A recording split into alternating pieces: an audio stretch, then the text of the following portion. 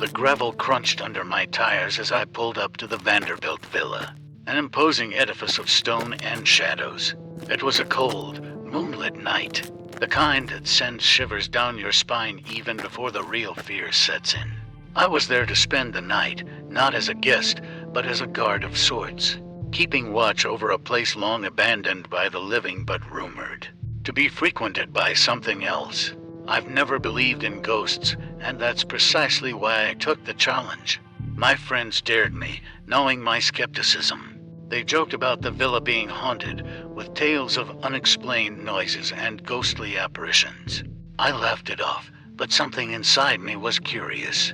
What if there was a hint of truth in those old wives' tales? As I unpacked my flashlight and camera, I couldn't help but feel a twinge of apprehension. The villa, once a symbol of opulence, now stood as a relic of decay. Its grand windows, once bright with light, were now broken or boarded, creating a menacing gaze. The sprawling gardens were overgrown, casting eerie shadows that seemed to dance in the wind.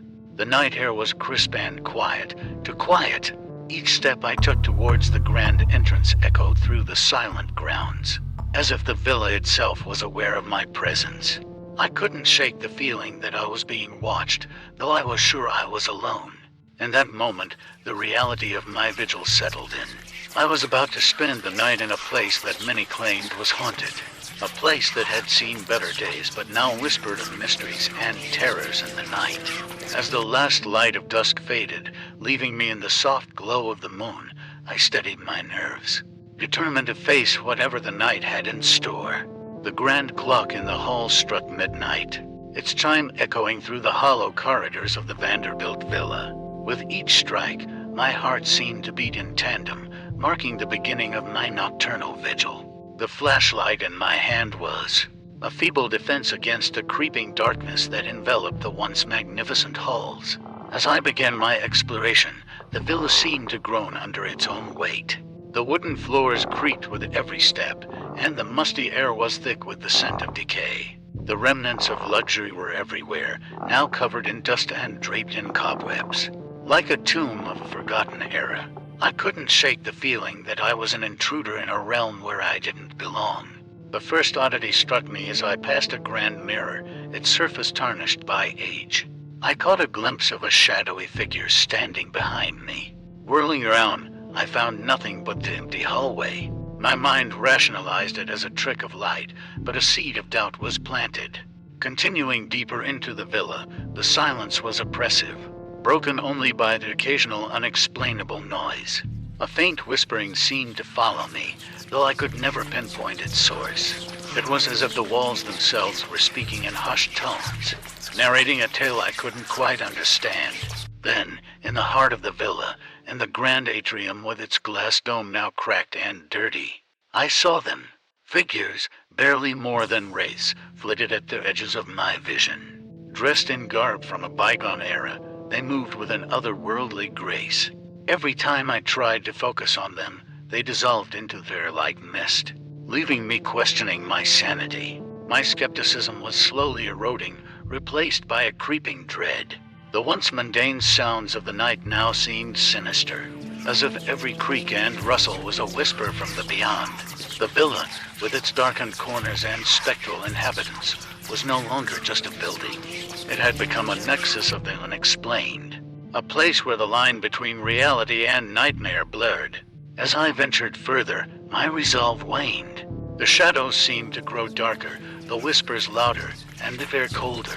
I was no longer sure what was real and what was a figment of my frightened imagination. The night was far from over, and the true terror of the Vanderbilt Villa was only beginning to reveal itself. In the depths of the Vanderbilt Villa, hidden behind a wall of ivy in the atrium, I stumbled upon a secret passage. It was narrow and dark, the air thick with the dust of decades. My heart pounded with a mix of fear and exhilaration as I ventured into the unknown. The beam of my flashlight cutting through the darkness like a knife. The passage led me to a part of the villa that seemed untouched by time. Here, the supernatural phenomena intensified, assaulting my senses. Objects levitated off the ground before crashing down with force. and the temperature dropped so suddenly that my breath became a visible mist in the air. Shadows danced along the walls, forming shapes that were almost human, yet twisted and distorted. It was in this forgotten wing that the encounter happened.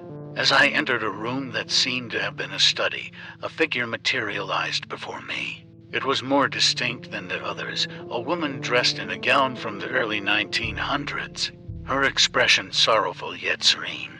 I froze, my heart racing, as she reached out to me. Her touch was cold, sending a shockwave through my body. In a voice that was barely a whisper, she spoke. Her words were cryptic, telling of a tragic past intertwined with the villa's history. She spoke of love lost, betrayal, and a curse that bound her spirit to these decaying walls.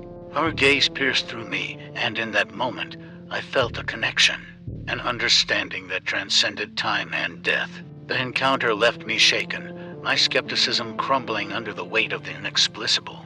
The villa was not just a building, it was a vessel of untold stories, a keeper of secrets that reached beyond the grave.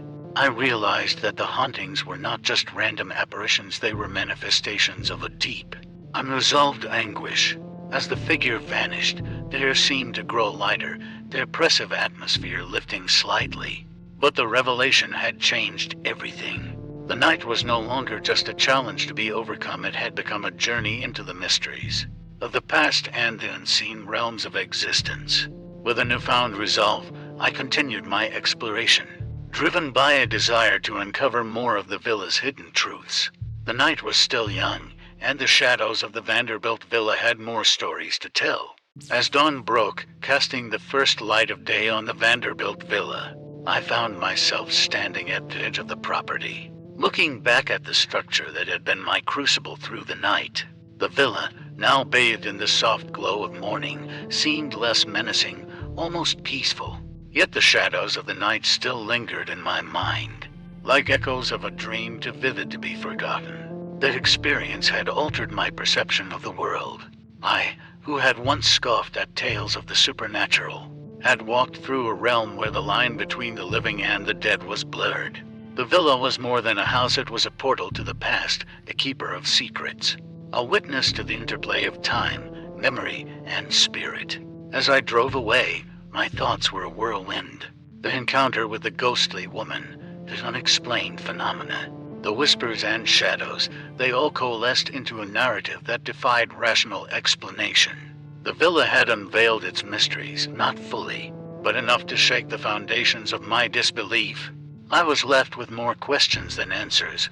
What was the true nature of the haunting? Was it the manifestation of unresolved grief, a curse, or simply the imprint of intense emotions left on the fabric of the villa? The mystery of the Vanderbilt Villa remained, a puzzle only partially solved. In the days that followed, I found myself revisiting that night in my mind, trying to make sense of the experience.